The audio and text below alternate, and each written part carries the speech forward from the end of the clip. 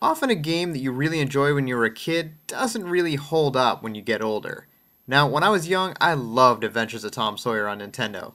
But is it still a good game now that I'm an adult? Well, this is my first playthrough of it in about 15 years, so let's see. So we begin things with our epic Tom Sawyer storyline. Seems you're sitting in a classroom, and you fall asleep. And that's it. That's the story for Tom Sawyer, but you know what? That's all the story we needed back then. Overall, Tom Sawyer is actually a pretty standard NES side-scroller. It's a genre we saw a lot of back then, but the problem is, a lot of them weren't very good. This one actually kind of went overlooked, and it's a pretty decent game, but it does have one annoying feature that you saw a lot of back then. Yeah, the good old one-hit kill system, where after you get hit just one time, it's back to the start of the level. Of course, this means this game requires a lot of trial and error. To counterbalance that maybe, when you become invincible, you stay invincible for a really long time.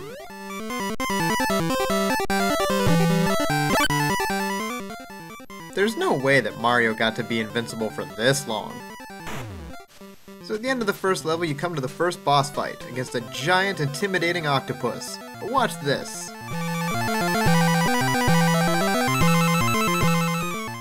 You can beat him without moving at all. In fact, most of the boss fights in this game are complete pushovers. Level 2 switches things up and you actually get an overhead perspective instead as you ride a raft down a river.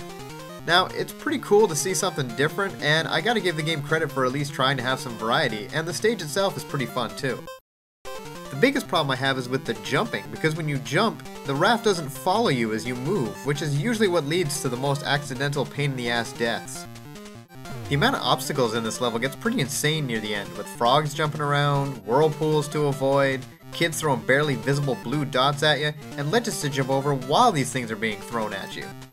The end boss of this level is pretty easy too, the giant crocodile or alligator that for some reason has a head 18,000 times the size of your body. And speaking of bosses that make no sense, how the hell was that octopus surviving on dry land anyway? Whatever. Anyway, this boss never even really attacks you, you just have to avoid these whirlpools that'll take you to the bottom of the screen. I'm still not even really sure how hitting him works since my hits only seem to be effective part of the time, but overall, he's also very easy to beat. I actually really like the music in level 3, so you know what? Let's take a moment together and just enjoy it.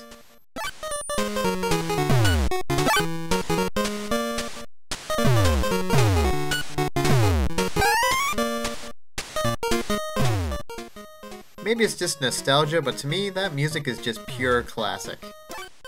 The most frustrating part of level 3 is near the end, when these things, which are, I guess, either monkeys or really hairy midgets, just start flying around and climbing trees and jumping at you. As seems to be the pattern with this game, the third level also features a really strange end boss, where 6 of the midget monkeys get together and, well, this forms a gigantic super monkey that changes colors whenever you hit it in the face with a rock. Just like in nature! I actually don't even really have much to comment on about level 4, except for the fact that I like the music here too. In fact, all of the music in this game is pretty damn good. There's not even much to say about the final boss in this level. He's just a big statue that shoots out this teddy bear bat. He's a little harder than the other ones, but still pretty simple. Now we get to level 5, which is the sky level, or as I like to call it, the biggest pain in the ass in any video game ever. This level is just an exercise in absolute trial and error frustration. The biggest problem I have with this level is just the sheer amount of enemies. Not only that, but they're always moving up and down or in bizarre patterns that never really have any sort of consistency. So it just makes it a huge pain in the ass, and a lot of it comes down to luck rather than skill. When you finally get through it all, you get to this part where new enemies show up, lightning bolts start firing in every single direction, and before you know it, boom, you're dead. It turns out you're actually supposed to jump on that balloon you saw coast by me in the last shot. This carries you over a good chunk of the level pretty safe and sound, and just when you think you're completely at ease... Now, you would never know that that was about to happen unless you died trying it, so the game actually tricks you here. So after you get by this annoying part with volcanoes, you get to whatever the hell this mini-boss is. Seriously, what the fuck am I looking at here?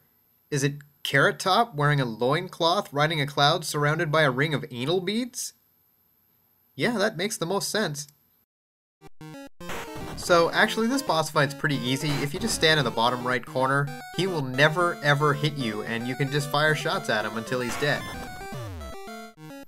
Not long after the boss, you come to another balloon, which after the trickery the son of a bitch pulled last time I'm hesitant to get on, but it just turns into a small cloud ball which you ride while shooting crystals.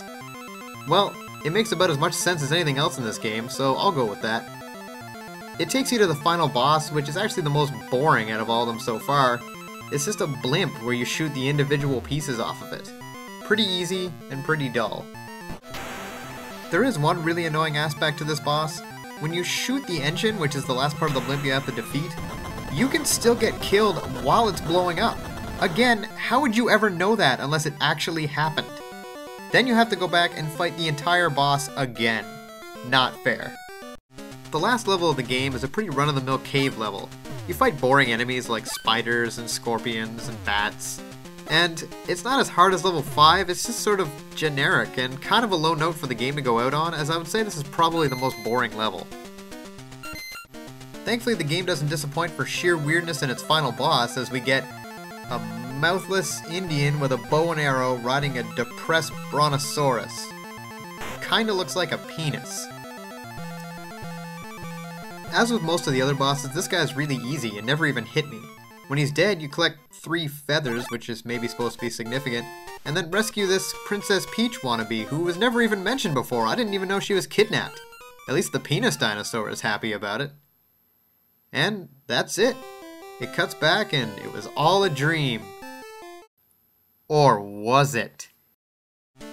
In the end, The Adventures of Tom Sawyer is actually a pretty decent side-scroller, and a lot better than many of the other ones that Nintendo has to offer. It does have a lot of frustrating moments and a lot of trial and error, but the gameplay is pretty fun, and like I said, I enjoy the music, even if that does have a lot to do with nostalgia. So it's worth a look. I would give The Adventures of Tom Sawyer a pretty solid 6.5 out of 10.